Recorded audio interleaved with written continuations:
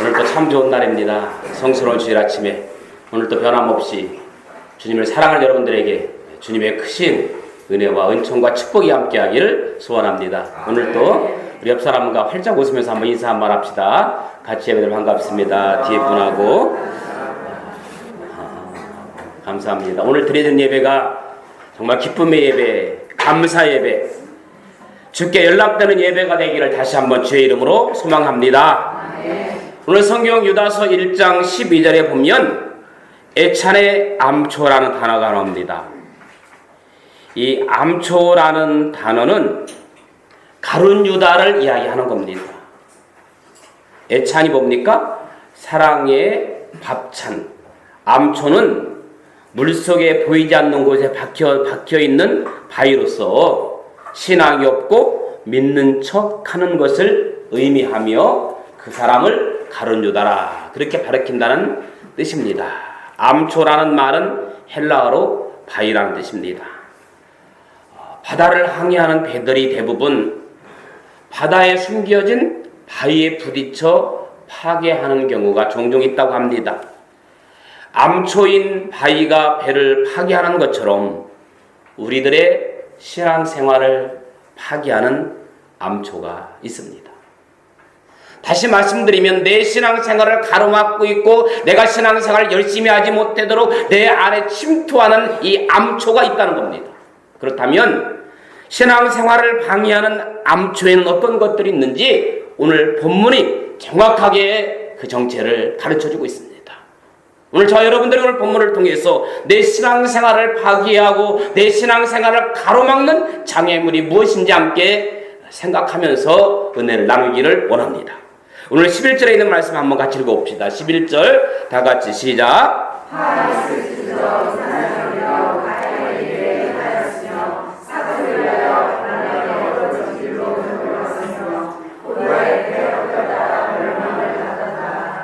여기 있는 말씀 보니까 가인의 길을 행하였다. 가인의 길이 어떤 길입니까? 가인의 길은 멸망의 길입니다. 멸망의 이유가 뭐였습니까? 그렇죠. 시기와 질투였습니다. 결국 시기와 질투가 멸망을 받았다. 신앙생활을 파멸시키는 암초 첫 번째는 시기와 질투입니다. 대표적인 인물을 가인이라고 소개합니다. 가인의 시기 질투가 인류의 첫 살인자가 됩니다. 아담과 하와는 가인과 아벨을 낳았어요. 아벨은 목축을 하면서 가장 좋은 양을 하나님께 드렸어요. 그런데 가인은 농사짓는 사람으로서 가장 좋은 것을 하나님께 드리지 않았습니다. 그래서 하나님은 여러분이 아는 것처럼 아벨의 제물은 받으시고 가인의 제물은 받지 않았습니다. 이럴 때 가인은 겸손한 마음으로 회개하며 더 잘해야 되겠다.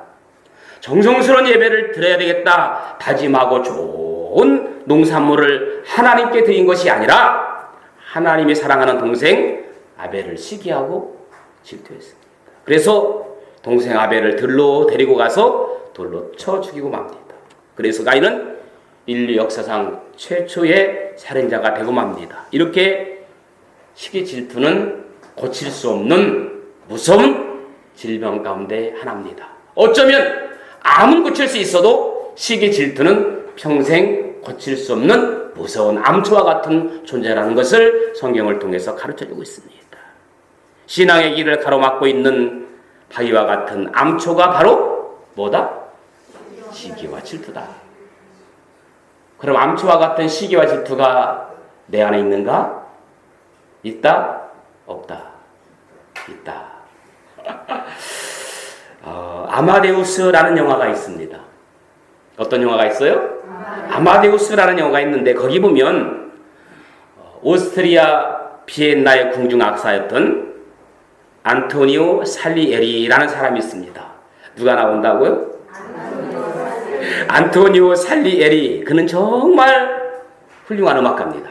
그런데 어느 날 이 안토니오 살리에게 어린 아이에 불과한 한 소년을 만나요. 그런데 이 어린 나이가 어떤 어린 나이냐면 음악에 천재적인 재능을 가지고 있었던 모차르트라는 젊은 음악가였습니다. 모차르트 들어보셨죠? 그때부터 그는 엄청난 질투에 빠집니다. 사실 안토니오 살리에리의 음악 실력도 훌륭했고 충분한 가능성을 가지고 있었음에도 불구하고 질투에 빠져서 그 장점 은사를 더 이상 개발하지 못하고 끝나버리고 맙니다. 그리고 나중에 안토니오 살리에리가 어떻게 됐습니까? 모차르트를 질투하다가 나중에는 누구까지 질투하냐면 하나님까지 저주합니다. 하나님, 모차르트에게는, 저 어린 모차르트에게는 저런 위대한 재능을 주시고 저에게는 왜 주시지 않으셨습니까? 결국 그는 미치광이가 되어버리고 맙니다. 질투가 문제입니다. 질투의 화살은 결국 자기에게 돌아와 자기를 죽이는 거예요. 안토니오 살리에리가 이렇게 모차르트를 질투하는 반면 어린 모차르트는 자신의 후배인 베토벤을 질투하지 않았다고 했어요. 오히려 이 사람을 주목해보라고, 그런 세계 음악사에 남은 놀라운 인물이 될 것이라고 말해주면서 베토벤을 세워줬습니다. 얼마나 좋은 태도입니까?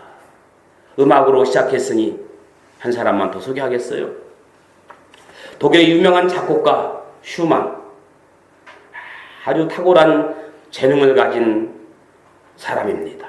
그런데 이 슈만도 후배 작곡가 브람스를 만났을 때 슈만은 이 후배 브람스를 칭찬하고 격려할 뿐만 아니라 그를 대부시키기 위해서 많은 애를 씁니다. 그리고 슈만이 노후에 정신병으로 고통스러운 여생을 보내게 될 때 브람스는 자기를 사랑해주고 아껴주었던 선배 슈만의 남은 생을 책임지고 마지막까지 돕는 아름다운 우정을 보여주었다고 합니다.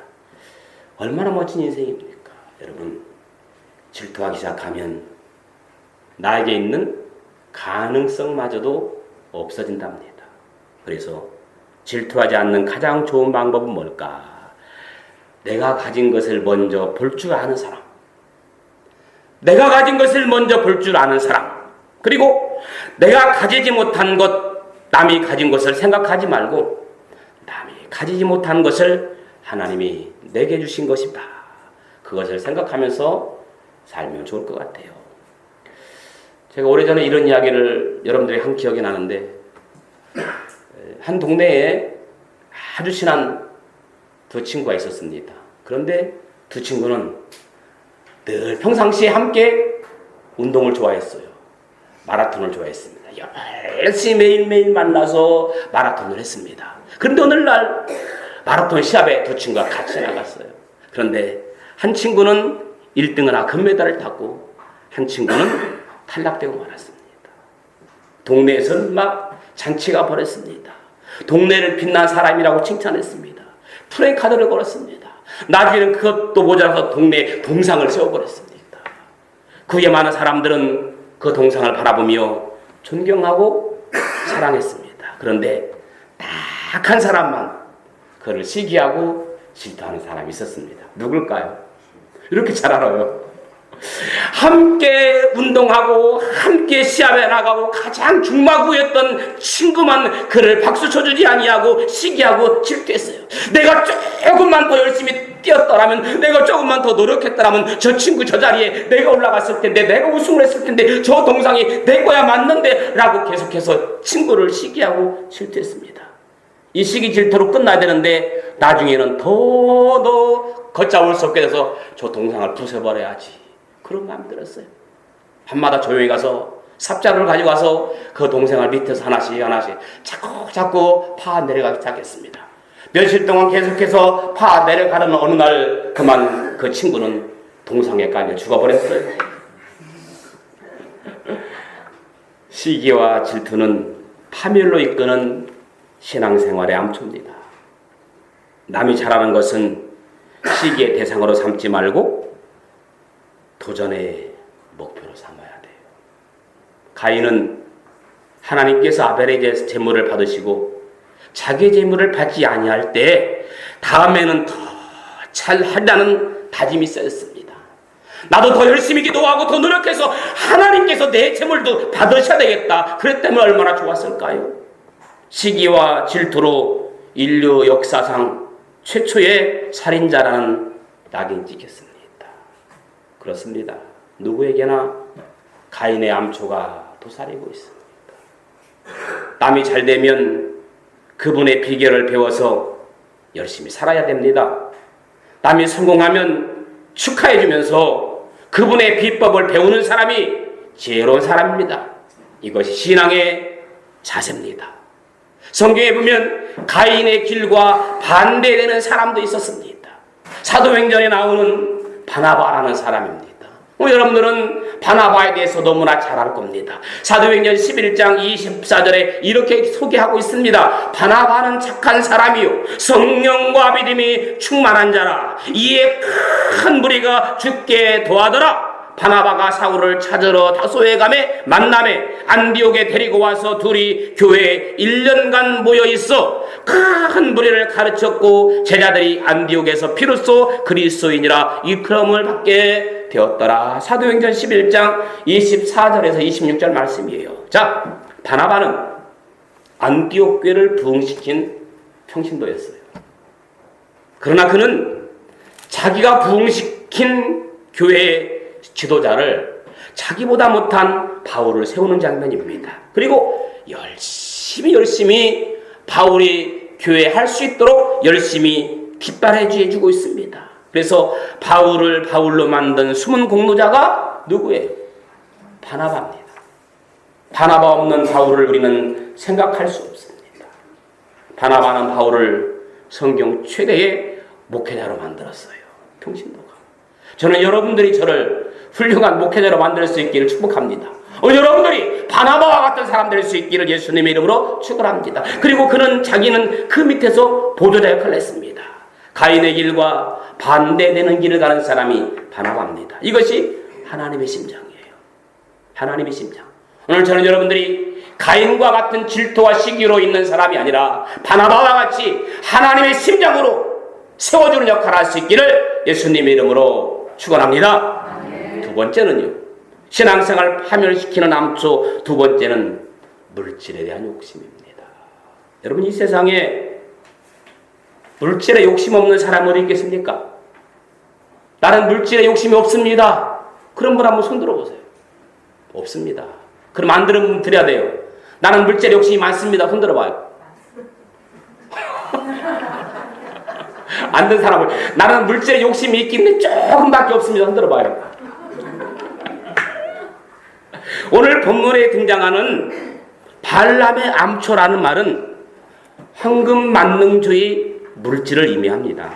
우리가 가는 길에는 어디든지 황금의 암초가 도사리고 있어요. 성경을 가만히 들여다보면 웬만한 사람들이 다 물질의 암초에 부딪혀 망했습니다. 아하. 물질에 부딪히면 회개도 잘 못하더라고요. 어머, 그래요. 이성에 넘어간 사람은 회개합니다. 다윗 같은 사람 보세요. 그런데 물질의 암초에 부딪힌 사람은 다 결과가 망해버렸어요. 죽음으로 끝납니다. 디모데전서 6장 10절에 있는 말씀 보니까 돈을 사랑함이 일만하게 뿌리가 되나니 이것을 사모하는 자들이 미혹을 받아 뭐에서 떠나? 믿음에서 떠나 많은 근심으로 자기를 찔렀도다. 돈을 사랑하면 미혹을 받는답니다. 돈을 너무 사랑하면 믿음에서 떠난답니다. 그래서 하나님 여러분들에게 돈을 많이 안 주시는가 봐요. 떠날까 봐. 약속하십시오. 하나님, 나에게 아무리 많은 물질을 줘도 내가 절대로 믿음에 떠나지 않겠습니다. 아멘. 약속할 수 있기를 축복합니다. 그리고 나는 절대로 변하지 않겠으니 물질의 복을 주옵소서. 그렇게 하십시오. 돈을 사랑하지 말아야 하는데 그 돈이 뭔지 너나 할 것 없이 돈을 너무너무 사랑해서 돈 때문에 문제가 생겨요.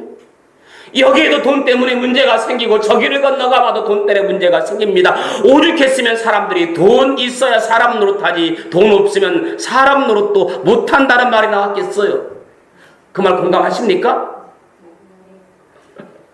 우리 주위에는 많은 사람들이 돈을 벌기 위해서 물질의 미혹을 받아서 믿음에 떠나 있는 사람들도 많이 있습니다. 뭘 그래요? 언제 주님 품으로 돌아올지 기약도 없이 떠나가는 사람 많이 있어요. 내가 주의를 지키고 싶어도 일 때문에 주의를 지키지 못하는 안타까운 현실, 어찌할 수 없는 현실입니다. 난 뭐라고 말할 수도 없어요. 내가 그를 책임질 것이 아니니까. 개같이 벌어서 정성같이 쓰라는 말도 있지만 믿음의 사람들이 개같이 돈을 벌어야 되겠느냐요. 저는 돈을 버는 것도 중요하고 또 쓰는 것도 중요하다고 생각합니다. 하나님의 계명을 어기고 범죄한 자에게는 회개의 기회가 주어지지만 회개하면 용서가 있지만 물질 때문에 죄를 범한 자는 회개의 기회가 없고 용서가 없어요. 보실까요? 성경에 롯의 아내 물질 때문에 뒤돌아보다가 어떻게 됐어요?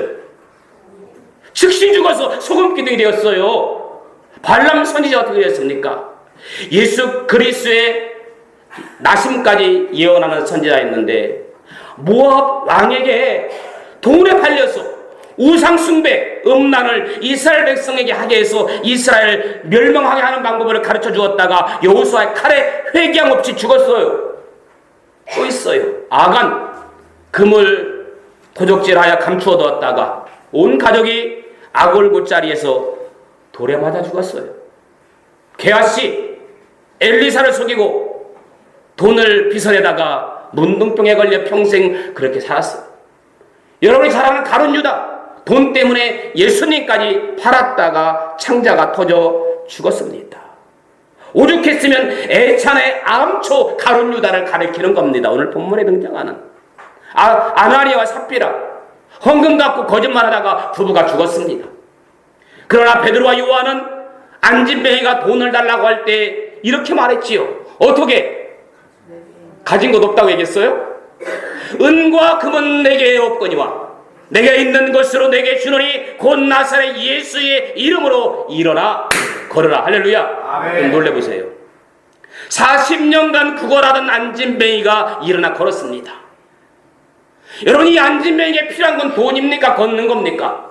어쩌면 돈보다 걷는 거였습니다. 그런데 40년 동안 걷지 못하다 보니까 자기는 걷겠다는 생각도 포기했습니다. 이제 나는 걸을 수 없는 사람이라고 그저 그때 한 푼 한 푼이 최고였습니다. 그러나 베드로와 요한은 안진뱅이에 필요한 것이 물질이 아니라 동냥하는 것이 아니라 걷는 것이라는 것을 알고 예수 그리스도 이름으로 걸으라. 할렐루야. 황금만능주의가 신앙생활의 암초예요. 요즘은 예수는 없고 돈만 원합니다. 돈 되는 일이라면 뭐든지 다 할 수 있고 돈 되는 일이라면 심지어는 예수 그리스도까지 외면하고 멀리한다는 현실입니다. 그런 것 같아요. 발람의 길에 도사리고 있는 암초는 돈의 암초였습니다. 우리도 가장 걸리기 쉬운 암초는 물질의 암초입니다. 솔직히 나는 돈이 좋다라는 책이 있더라고요. 오스키라는 사람이 쓴 겁니다. 저는 읽어보진 않았지만 솔직히 돈은 좋은 겁니다.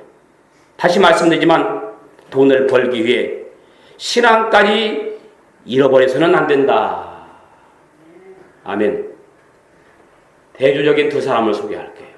두 명 다 돈을 엄청나게 번 미국의 부자입니다. 한 명은 하워드 휴즈라는 부자, 다른 한 명은 코닥 칼라를 만든 조지 이스트만이라는 사람이에요. 두 명 다 돈을 엄청나게 번 미국의 부자. 한 명은 누구라고?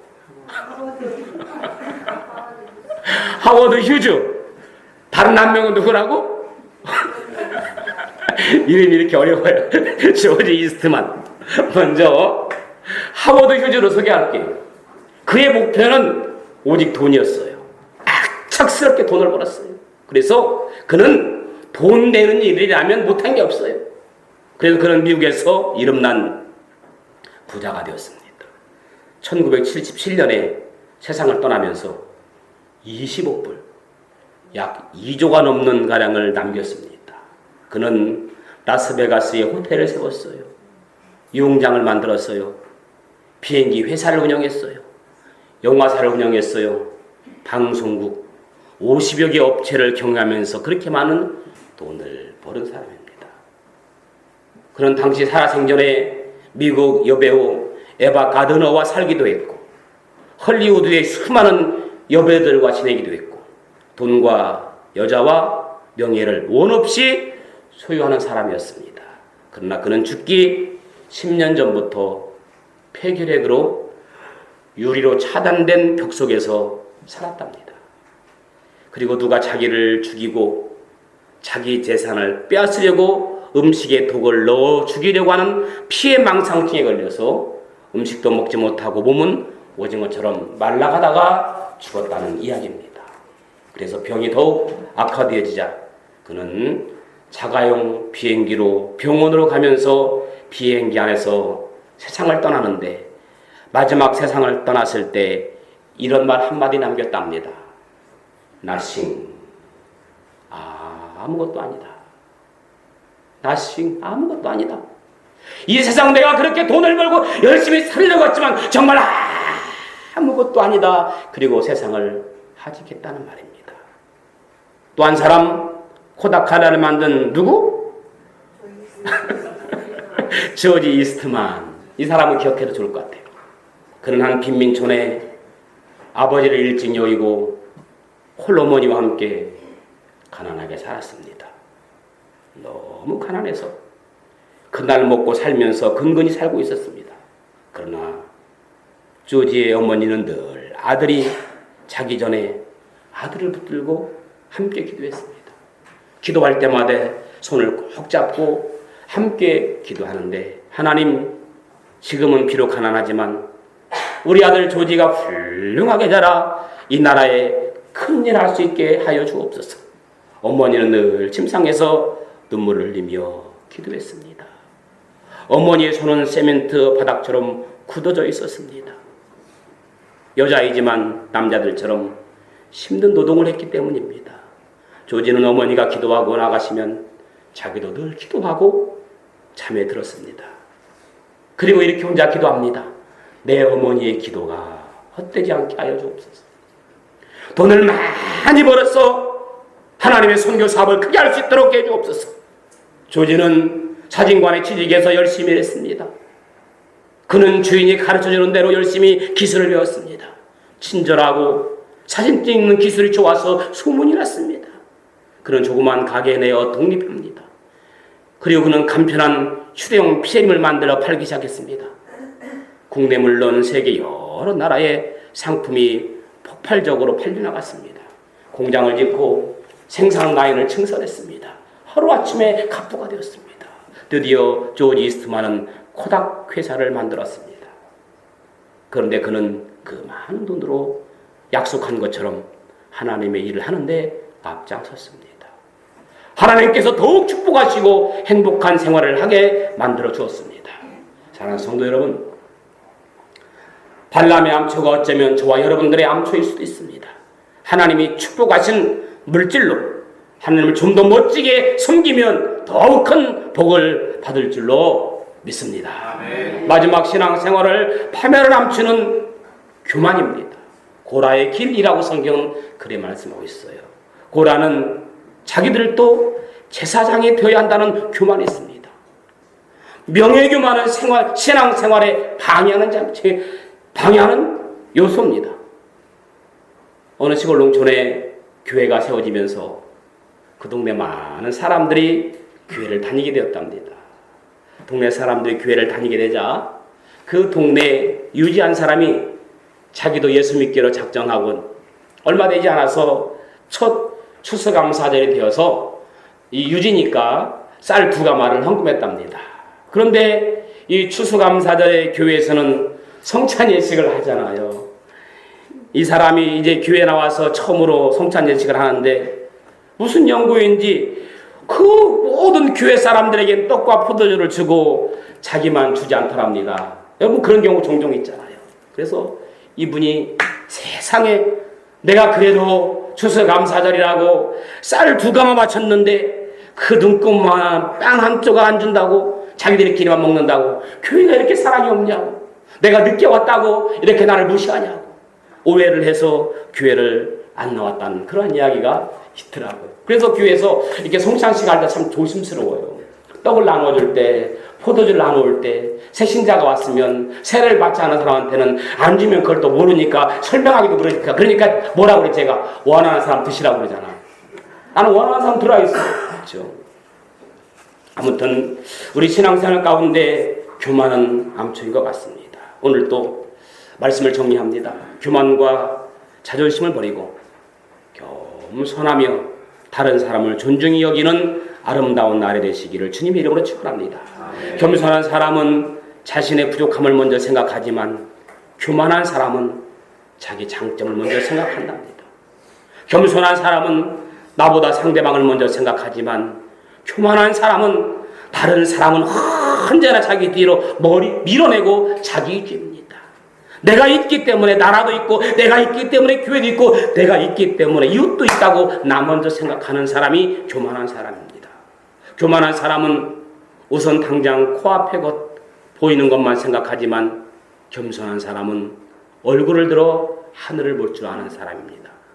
겸손한 사람은 우유를 마시는 사람보다 배달하는 사람이 더 건강할 수 있다는 사실을 생각하는 사람, 나를 돌아보아 체질이 진토임을 시인한 사람, 교만한 자는 빵을 먹을 때마다 더 고급스러운 맛있는 빵을 먹을 수 있는 위치가 되어야 한다고 생각하지만 겸손한 자는 빵을 대할 때마다 이 빵도 먹지 못하는 배고픈 자의 눈동자를 떠올리며 그러므로 늘 감사할 수밖에 없는 사람이랍니다. 오늘 교만이 지나치게 좋아하는 암초가 고라의 암초입니다. 성경은 자기를 높이는 자는 낮아지고 자기를 낮추는 자는 높아지리라. 오늘 본문의 유다서는 신앙생활을 파멸시키는 암초 3가지를 지적하고 있습니다. 시기와 질투라고 했습니다. 황금 물질이라고 했습니다. 교만이라고 했습니다. 이런 것들을 잘 관리해서 모두가 다 승리하는 여러분들 되기를 예수님의 이름으로 축원합니다. 좋으신 아버지 하나님 은혜와 사랑을 감사합니다. 신앙생활을 파멸시키는 암초에서 깨어날 수 있도록 축복하여 주옵소서. 예수님의 이름으로 기도합니다.